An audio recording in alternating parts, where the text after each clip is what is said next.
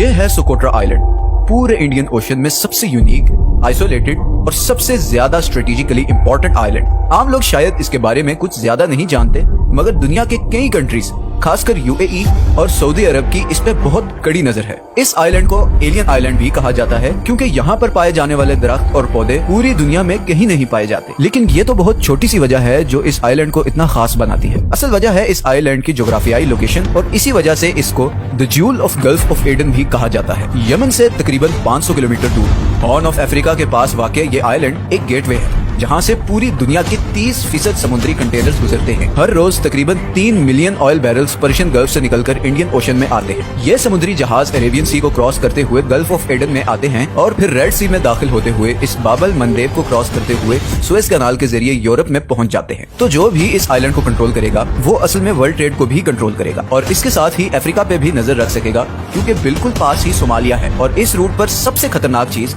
Somali pirates हैं जो अक्सर ट्रेड शिप्स पर हमला करते रहते हैं। इस आइलैंड को कंट्रोल करके पूरे ट्रेड रूट को प्रोटेक्ट किया जा सकता है और आखिर में इस आइलैंड के जरिए सारी मिडिल ईस्टर्न डेवलपमेंट्स पर भी नजर रखी जा सकती है। इसके अलावा आसपास की तमाम फिशिंग कम्युनिटीज के लिए भी ये आइलैंड एक बहुत बड़ा स्टॉपिंग पॉइंट है। तो ये है इसकी ज्योग्राफिक इंपॉर्टेंस, जिसकी वजह से ईरान से लेकर कतर और इंडिया तक हर रीजनल पावर इस आइलैंड पर अपनी बेस बनाना चाहता है। लेकिन यूएई और सऊदी अरब बाकी तमाम कंट्रीज में से सबसे ज्यादा कोशिश कर रहे हैं इस कंट्री का कंट्रोल हासिल करने के लिए, और उसकी एक बड़ी वजह है यमन। सोकोट्रा असल में यमन ही का हिस्सा है, लेकिन वो कल्चरली और सोशली यमन से बहुत डिफरेंट है। सोकोट्रा की आबादी तकरीबन 60,000 से 90,000 के दरमियान है और यहाँ पर 50% सुन्नी और 50% शिया मुसलमान रहते हैं। यहाँ पर रहने वाले ज्यादातर लोग या तो मछलियाँ पकड़ते हैं या फिर खजूर की काश्त करते हैं। बदकिस्मती से कुदरती हुस्न से माला माल ये आइलैंड पिछले कुछ सालों से उस सिविल वॉर का हिस्सा बन चुका है जिसने पूरे यमन को तबाह करके रख दिया है। यमन की सिविल वॉर की बात करें तो इसकी शुरुआत तब हुई जब 2014 में हुकूमत मुखालिफ शिया ग्रुप अंसार अल्लाह ने यमन के कैपिटल सन्ना पर कब्जा कर लिया और प्राइम मिनिस्टर मोहम्मद बासिंदवा को रिजाइन करने पर मजबूर कर दिया। ये अंसार अल्लाह असल में वही ग्रुप है जिन्हें यमनी होसी बागी भी कहा जाता है। यमन वॉर एक बहुत ही कॉम्प्लेक्स टॉपिक है। ये एक प्रॉक्सी वॉर है। सादे अल्फाज में बात करें तो इस कॉन्फ्लिक्ट की असल डोरियां पर्दे के पीछे मौजूद कुछ और कंट्रीज के हाथ में है। एक तरफ अमेरिका और गल्फ कंट्रीज हैं जो प्रेसिडेंट हादी को सपोर्ट करते हैं और दूसरी तरफ ईरान है जो होसी बागियों को सपोर्ट करता है। यमन एक ऐसी प्रॉक्सी वॉर की आग में जल रहा है जहाँ पे दुनिया की सुपर पावर्स अपने मकसद के लिए उसकी जमीन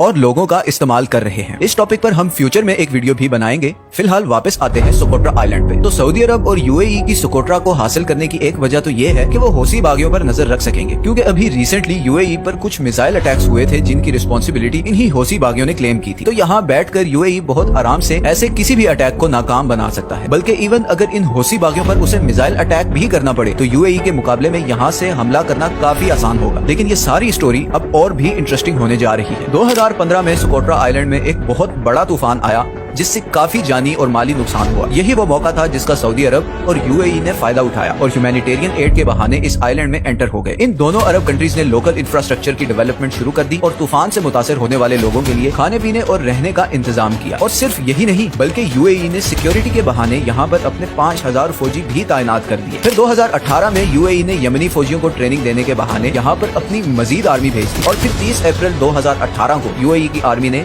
सोकोट्रा के तमाम एयरपोर्ट्स और सी पोर्ट्स का कंट्रोल हासिल कर लिया। और यहीं पर वो इंटरेस्टिंग पार्ट आता है जिसका मैंने पीछे जिक्र किया था। यूएई ने न सिर्फ सोकोट्रा के बेसिक इंफ्रास्ट्रक्चर जैसे कि रोड, हॉस्पिटल्स और स्कूल्स में हेवीली इन्वेस्ट करना शुरू कर दिया, बल्कि इवन वहाँ के डॉक्टर्स, पुलिस और ब्यूरोक्रेट्स को सैलरीज भी दी। यमन के मौजूदा प्रेसिडेंट हादी की हुकूमत से नाराज लोकल पॉपुलेशन में यूएई के लिए काफी एक्सेप्टेंस और हमदर्दी पैदा होना शुरू हो गई और उन्होंने अमीराती इन्वेस्टमेंट को वेलकम करना शुरू कर दिया। दूसरी तरफ यूएई की इस हरकत से सऊदी अरब काफी नाराज है, लेकिन ऐसा लग रहा है जैसे यूएई को शायद इस मामले में सऊदी अरब की ज्यादा परवाह भी नहीं। इसीलिए यमन के कई वॉर एक्सपर्ट्स के मुताबिक ऐसा लगता है कि यूएई अब सऊदी अरब के गोल से हटकर अपना खुद का कमर्शियल और स्ट्रेटेजिक इंटरेस्ट देख रहा है। और इसी बात का सबूत ये है कि यूएई ने यमन के पास मौजूद तमाम चोक पॉइंट्स पर अपना इन्फ्लुएंस बढ़ाना शुरू कर दिया है। यूएई ने बाबल मंदेब स्ट्रेट के पास मौजूद इस आइलैंड पर अपनी एक एयर बेस भी बनाई है ताकि न सिर्फ पायरेट्स बल्कि इस रूट पर आने वाली तमाम ईरानी शिप्स पर भी नजर रख सके। दूसरी ही तरफ कुछ अनवेरिफाइड रिपोर्ट्स के मुताबिक इसराइल और यूएई मिलकर सोकोट्रा आइलैंड पर एक इंटेलिजेंस बेस बनाने का भी प्लान कर रहे हैं। सोकोट्रा का गवर्नर महरुस पहले ही यूएई की इस इन्वॉल्वमेंट के खिलाफ काफी कुछ कह चुका है, क्योंकि उसके मुताबिक लोकल्स की सपोर्ट हासिल करके यूएई अपना अगला प्लान एग्जीक्यूट एग्जीक्यूट करना चाहता है, और वो है इस आइलैंड को एक टूरिस्ट स्पॉट के तौर पर इस्तेमाल करना। तो सादा अल्फाज में यूएई सोकोट्रा आइलैंड को दूसरा दुबई बनाना चाहता है। यह खूबसूरत आइलैंड टूरिज्म के लिए एक परफेक्ट स्पॉट है। यहाँ की यूनिक ज्योग्राफी बहुत ज्यादा टूरिज्म अट्रैक्ट कर सकती है। कई अमीराती कंपनीज ऑलरेडी हदीबो और अबू धाबी के दरमियान वीकली फ्लाइट्स भी ऑपरेट कर रही हैं। अपने इसी प्लान को पूरा करने के लिए बड़ी बड़ी अमीराती कंपनीज ने पहले ही इस आइलैंड के नेशनल पार्क में 5 स्टार रिजॉर्ट्स बनाने की तैयारी शुरू कर दी है। बल्कि कुछ ऐसी फुटेजेस भी सामने आई हैं जिसमें यह देखा जा सकता है कि इस आइलैंड के ये यूनिक दरख्त यहाँ से उखाड़ कर दुबई ले जाए जा रहे हैं, और वो वक्त शायद इतना दूर नहीं जब यूएई पब्लिकली